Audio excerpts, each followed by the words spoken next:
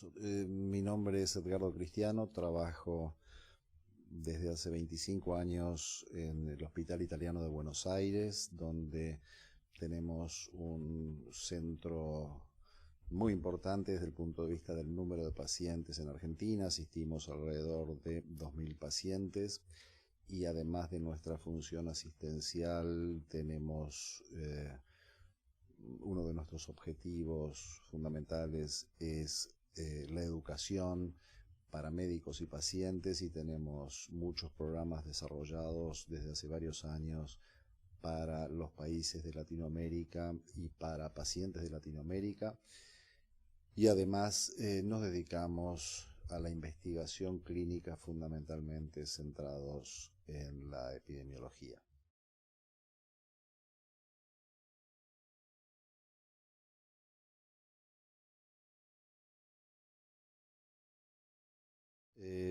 La esclerosis múltiple, y sobre todo desde los últimos consensos, la consideramos ahora desde un punto de vista operativo en esclerosis múltiple con recaídas y esclerosis múltiple progresiva.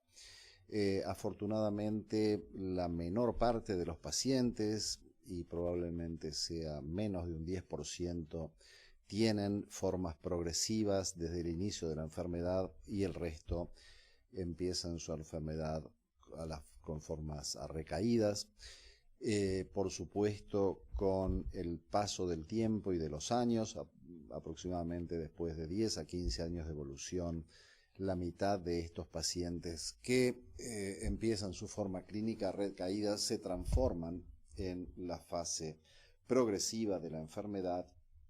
Y esta distinción es muy importante porque tiene que ver con la ventana terapéutica. Sabemos nosotros que la enfermedad es tratable y controlable, sobre todo en los primeros años de evolución, y los fármacos son mucho más útiles en esta etapa. A medida que los años pasan y los pacientes ingresan en la forma progresiva o degenerativa de la enfermedad, los fármacos de los que disponemos actualmente son mucho más inefectivos, y por lo tanto médicos y pacientes deben conocer este problema, ya que el diagnóstico precoz y el tratamiento precoz alteran significativamente el curso de la enfermedad, y por esto la importancia de reconocer estos estadios evolutivos.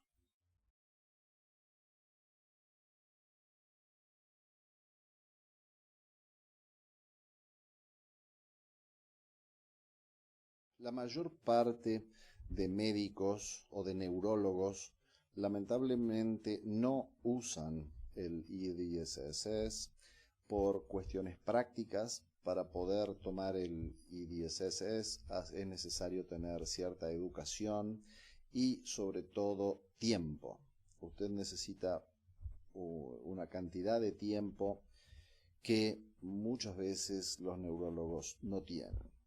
La escala de EDSS es usada, por supuesto, en los clinical trials, pero no es usada en la práctica diaria, excepto en centros dedicados a la atención de pacientes con esclerosis múltiple, donde contamos con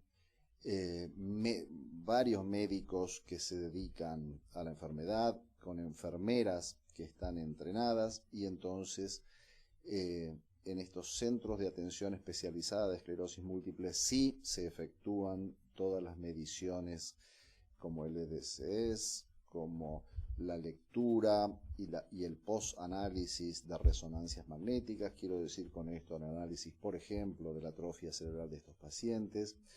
Medimos otras escalas, sobre todo aspectos cognitivos que tampoco son efectuados en forma rutinaria por los neurólogos. Examinamos tests para medir la destreza de los miembros superiores, que tampoco los neurólogos generales tienen la educación suficiente y el tiempo necesario para hacerlas.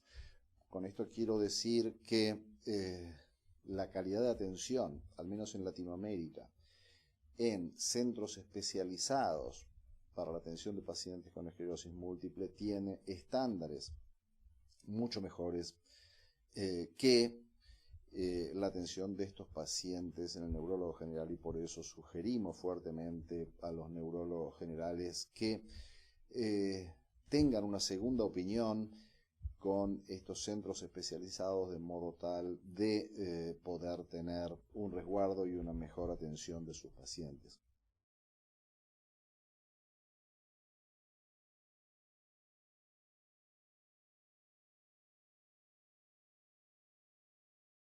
Sí, Latinoamérica está formado por más de una veintena, más de 20 países, y cada uno de estos países tiene distintas prevalencias de la enfermedad. Quiero decir con esto que hay países, sobre todo aquellos cerca del Ecuador, en los que la prevalencia es de un paciente por cada 100.000 habitantes, versus otros países que están ubicados más al sur, donde la prevalencia es de 20 a 25 enfermos por cada 100.000 habitantes. Quiero decir, las prevalencias son sumamente diferentes entre las distintas regiones.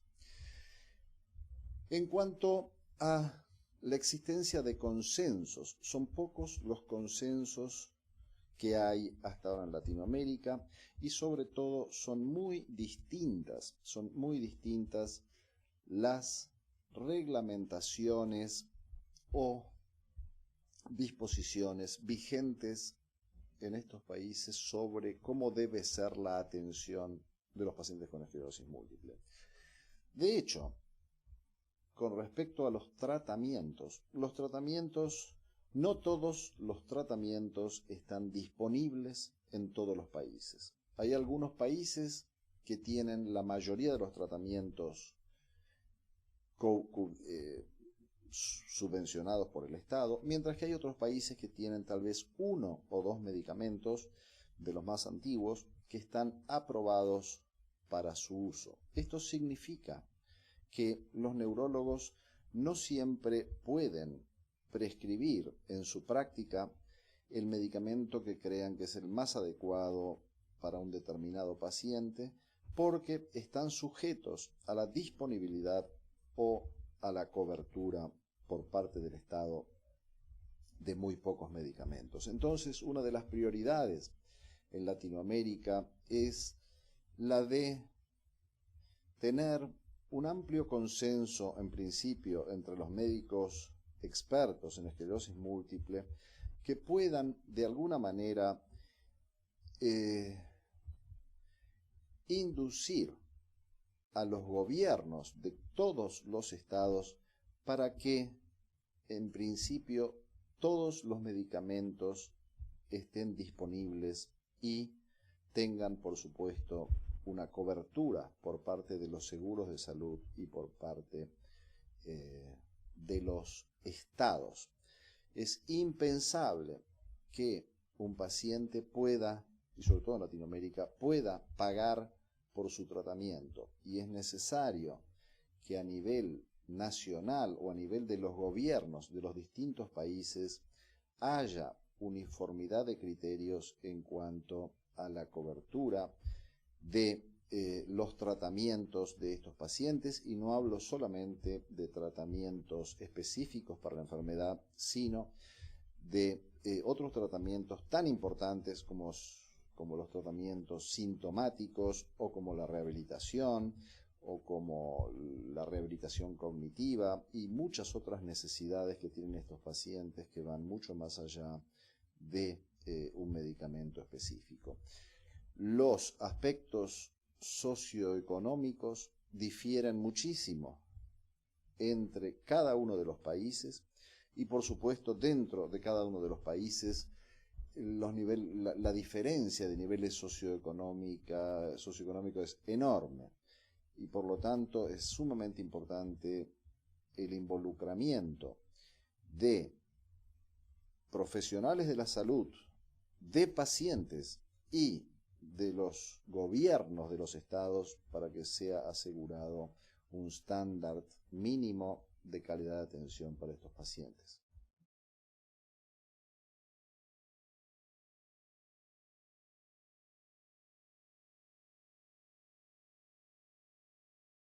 Es una pregunta muy interesante y algo difícil de contestar.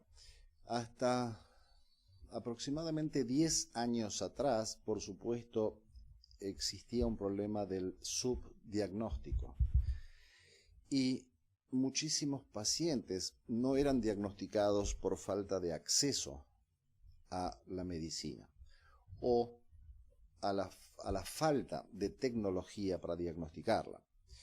No había suficientes equipos de resonancia magnética, no había suficientes laboratorios que pudieran estudiar el líquido cefalorraquídeo y no había tampoco médicos entrenados para detectar la enfermedad. De hecho, la esclerosis múltiple hasta hace 10 años era considerada en la mayor parte de los países de Latinoamérica como enfermedad exótica.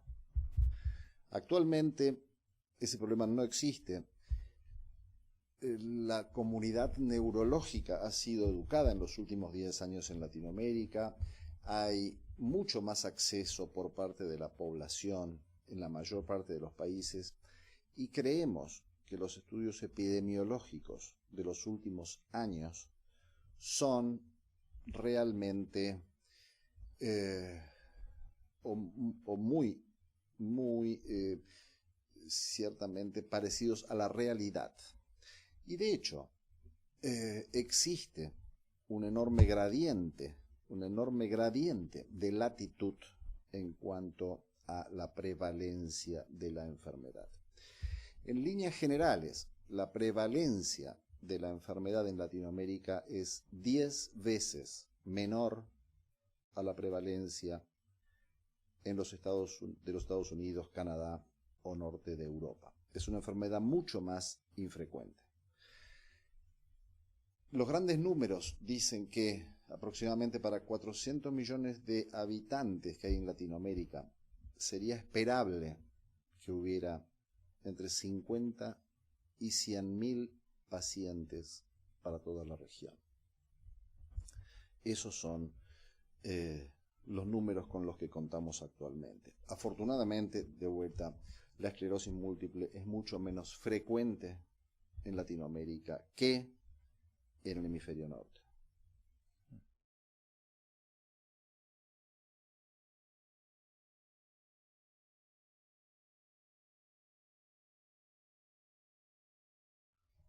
Yo, como decía antes, sí, reforzaría la idea que, dado que esta es una enfermedad de baja prevalencia e incidencia, es necesario ser muy eficientes en el diagnóstico y en el manejo a largo plazo de esta enfermedad. Una forma de ser eficientes es con el manejo a escala de una enfermedad. Es muy diferente cómo puede ser tratado un paciente por un médico que ha visto 2 o 3 pacientes a lo largo de toda su carrera, de cómo puede ser tratado este paciente en un centro de atención especializado donde médicos, kinesiólogos, enfermeras son personas altamente entrenadas en el manejo de estos pacientes. Por lo tanto, el mensaje es, o sería esperable, que en Latinoamérica siguieran creciendo un número de centros que fueran capaces de tratar a esta población de pacientes, que esos centros fueran estratégicamente puestos en determinados lugares y que los neurólogos generales interactúen con estos centros enviando a sus pacientes para una segunda opinión o para tener un reaseguro de su diagnóstico, porque sin duda eso va a repercutir en una mucho mejor calidad de atención en nuestros pacientes, que es lo que buscamos.